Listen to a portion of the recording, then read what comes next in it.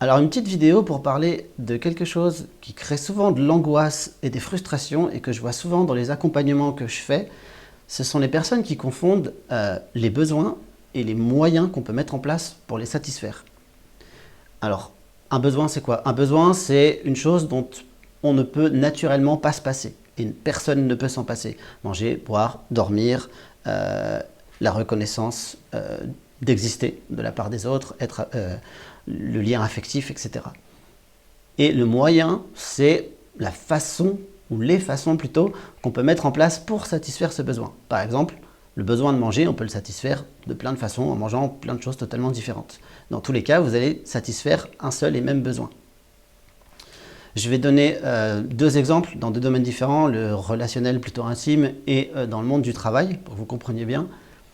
Dans le relationnel, par exemple, attention à ne pas confondre le besoin du coup d'être apprécié, d'être aimé par une personne et le moyen qui peut être j'ai besoin que tu m'envoies 5 messages par jour, sinon je ne me sens pas aimé. Non, non, ça ce n'est pas un besoin, ça c'est un moyen.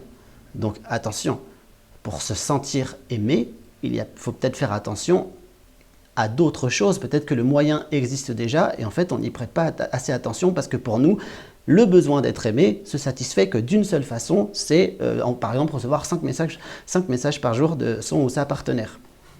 Attention à cette égalité, ça n'a rien à voir. Vous pouvez vous sentir aimé en faisant attention à d'autres façons peut-être que fait votre partenaire. Peut-être que cette personne n'est pas trop dans le verbal, mais peut-être qu'elle est beaucoup dans le contact physique, dans les moments qu'elle passe avec vous ou dans les services qu'elle va vous rendre sans même que vous ayez rien demandé.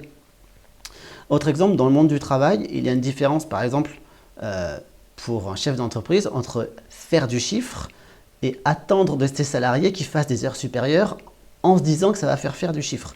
En plus, c'est complètement contre-productif parce que à la fin, ils sont fatigués, donc ils sont stressés, ils peuvent moins se concentrer et ils vont faire plus d'erreurs, donc on fera moins de chiffres. Donc il y a d'autres moyens de faire du chiffre que de faire des heures sup. Et alors, les heures sup, ça marche aussi pour les personnes qui craignent de ne pas être appréciées au travail. Il n'y a pas que par les heures sup qu'on peut être apprécié par les autres. Il y a d'autres moyens de répondre aux besoins de reconnaissance naturelle.